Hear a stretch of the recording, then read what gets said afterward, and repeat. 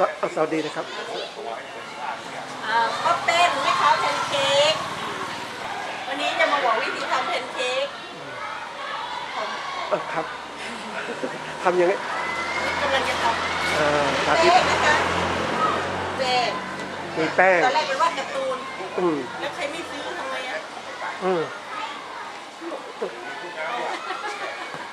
วาดไปเลย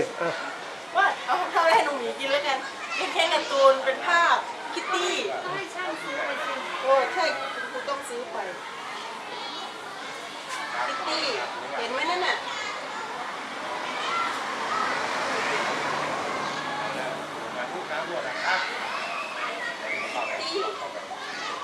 เอาช็อกโกแลตวาดให้เป็นรูปก่อนแล้วก็เอาไปโรยแป้งแห้งแล้วก็เอาแป้งใส่ก็จะเป็นรูปคิสตี้นะคะ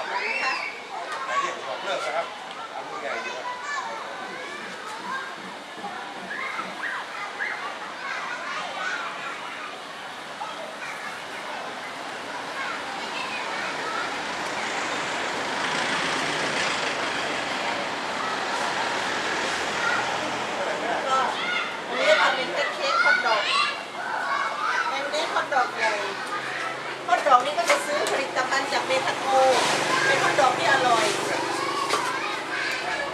ทำแป้งแล้วก็เดี๋ยวโรยแห้งนะคะท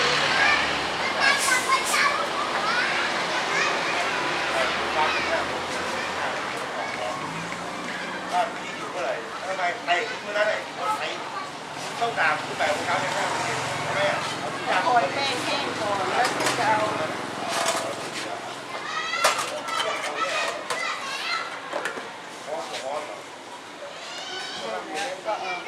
ใส่ฮอทดอกนี่ต้องเอาที่มีคุณภาพเพราะเราให้เด็กๆรับประทานจะได้อร่อยอันนี้ห่อแฮมห่อแห้งก่อนห่อแฮมก็เอาแฮมซื้อแฮมมา1 แผ่นตัดได้4 ชิ้นลงไปขายชิ้นละ4 บาทอันนี้การ์ตูนแพนเค้กการ์ตูนคิตตี้อันนี้ตัวละ10 บาทคิตตี้แห้งแล้วก็ทานเลย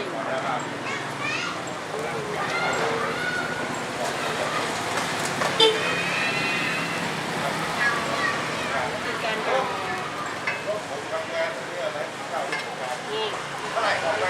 นี่เป็นแฮมก็ห่อ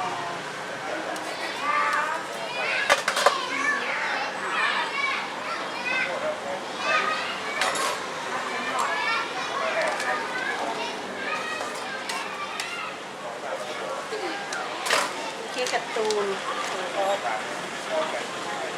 อันนี้เป็นแพนเค้กไข่นกทำเป็นรูปหัวใจไอเดียของแม่ค้าเองเลยนะทำรูปหัวใจแล้วก็ไข่นกกระทาใส่ลงไปอร่อยมาก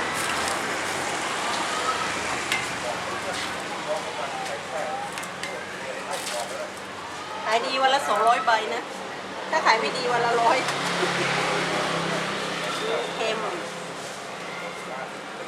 น่ารับประทานมากนะคะอร่อย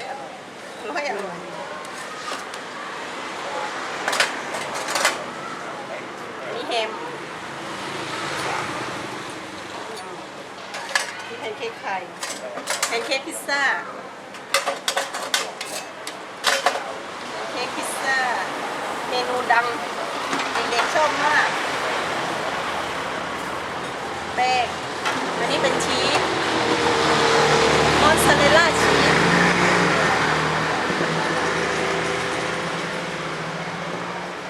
ซอสพิซซ่าของคโนเราให้เดี๋ยวปั้นให้ผมแม่ไว้เหรอ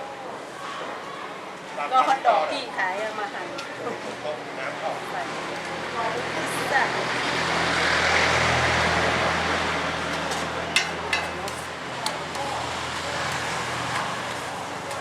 แล้วก็ทานเลย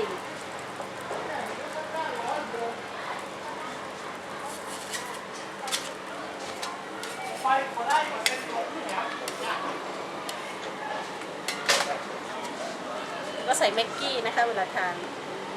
อืม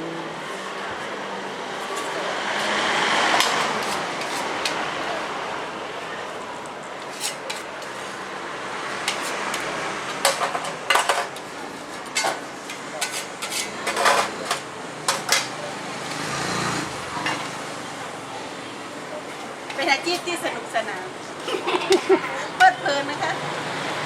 เวลาเด็กๆรุมก็เต็มเลยค่ะนี่คือพิซซ่า ซื้ออะไรอ่ะซื้ออะไรนี่ อะไรดีครับ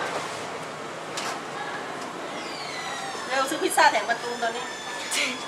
พิซซ่าก็ได้ อ้าวเห็นไหมได้ขายแล้วพิซซ่าแถมประตูน15 บาทครับ เอาไปเล่นฮอกดอกอีกหนึ่งอัน โอเคต้องพอนเซ็ตเขาบอก1,500 บาทหรือว่าใส่ถุงให้ครับแม่ป้าใส่ทำดีนะเพราะไม่ต้องพอนแล้วนะครับขอบคุณครับผมประเดิมป้าเลยนะเนี่ยลองไปนั่งเองโอเคไหมล่ะ ทำมานานหรือยังครับเนี่ย 9 ปีแล้วค่ะ 9 ปีแล้ว 9 ปีแล้วค่ะ โอ้เทคนิคยังไงถึงทำให้เด็กชอบมาก โอ้แม่ค้าใจดีขายถูก ขายถูก ขายถูกฮอตดอกแพงจะตายแล้วเนี่ย โอ้ ขายถูก ขายถูก อร่อยไหมอร่อย อร่อยมาก โอ้ อันนี้ต้องชิมนะคะ ต้องชิม ต้องชิมท่านผู้ชมต้องชิมนะคะ ต้องผู้ชมชิม ทีนี้เวลาไปทำแป้งมันแป้งนี่เป็นแป้งอะไรครับ แป้งพริก แป้งสาลี แป้งสาลี แป้งสาลีใส่ไข่ ใส่น้ำตาล ใส่นม อื แป้ง ม สาลีใส่ไข่ ใส่น้ำตาล ใส่นม มีสูตรมีอะไรเฉพาะเลย ใช่ ทดลองกินก่อนไหมครับทำแล้วก็ เอาไม่ต้องชิมเอาฝีมือค่ะ ฝีมือ ทำมานาน ทำมานาน ทำมานาน อืม เราเรียกความชำนาญการพิเศษ ครับ ความนานก็เลยชำนาญ โอ้แต่ก่อนทำอาชีพอะไรมาก่อนครับถึงมา โอ้เย็บผ้า เย็บผ้า ข้าวเบื่อมาก น่าเบื่อ เพราะว่าเป็นคนอยากเย็บผ้าหนู โอ้ แล้วก็ลูกสาวขายอยู่ก่อนก็เลยลูกสาวสอนให้ ลูกสาวไม่ทำแล้ว ลูกสาวหาที่ลงไม่ค่อยได้ก็เลยเบื่อเลิกไปแล้ว เลิกเลย ไปขายตามที่ต่างๆ แล้วขายดีเพื่อนไม่ค่อยชอบ อืมแล้วนี่ขายดีที่นี่ ตอนนี้ขายดีที่นี่ก็ขายดีทุกวันดีมากแต่มีน้อย แต่ว่ากำไรน้อย กำไรน้อยเพราะอะไรอ่ะ ต้นทุนมันสูง อันนี้ก็แพงชีสแพงมากแล้วเราใส่เยอะขายถูกไหมมันก็เลย อยากขายถูกว่างั้นน่ะ ใช่ เน้นขายถูก ชอบชื่อเสียง เขาจะเสียโอ้แล้ว ได้ไปตัดต่ออย่างเงี้ย แล้วรู้สึกเบื่อไหมครับเนี่ยที่ทำ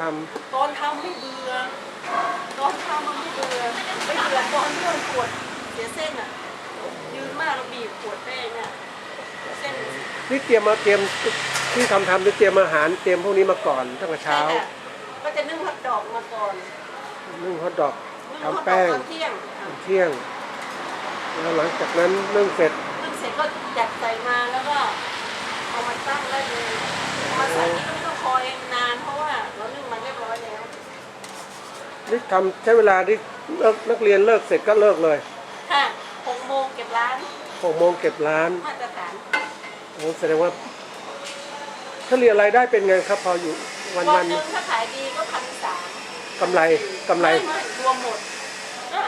รวมหมดนะใครเห็นก็ว่านึกว่าได้วัน4-5 พันนะ เออ จริงๆคือได้วัน1,400ขายดีสุดก็จะได้1,600 1,700ไม่เคยได้2,000 แล้วต้นทุนเป็นไงครับ ต้นทุนมีการ ต้ คิด นทุนก็คิดดูดิเวลาไปซื้อเงินก็ไม่ค่อยมี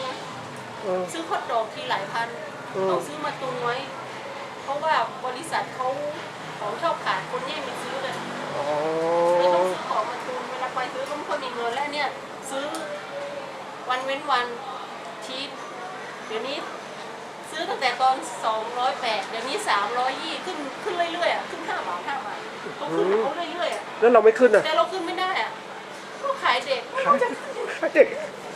เออ มันเป็นอะไรที่มันเราจะขึ้นมันก็ไม่ดีอ่ะจะขายน้อยก็ อืม ไม่ขายก็ดีใจ ไม่ขายดีใจแล้ว ไม่ขายก็ดีใจแล้ว แล้วเฉลี่ยแล้วประมาณกำไรวันละประมาณสัก500 400 300-400 ต้องขายดีนะ ถ้าขายไม่ดีก็ไม่เห็นเงินต้องขายดีเน้นว่าต้องขายดี ต้องขายดี เอาขายดีเบิ้งขายดีเยอะไม่ขายดีมันมีขายดีน้อยขายดีทุกวัน นี่ทุกคน มีดีอย ที่นี่ไม่มีคู่แข่งเลยใช่ไหมมีเราคนเดียว ใช่มีคู่แข่ง นั่นน่ะ ก็มีเป็นโตเกียวข้างหลัง อ๋อโต แต่ เกียว มันก็ ข้างหลั ไม่ ง เกี่ยวกันเขาอยู่ข้างหลัง เอาคนละอย่างใช่ไหม คนละอย่างจริงๆก็คือไม่มีคู่แข่ง โอ้ใครชื่อว่าร้านป้าแพน ป้าแป้นเป็นเค้ก ป้าแป้นนี่ชื่อเรา ชื่อเราหนูชื่อแป้นแต่แก่แล้วเลยชื่อป้าแป้น อ๋อเราขายอย่างนี้ ขายดีน้อยแต่ดีมากอ่ะ แป้นแพนเค้ก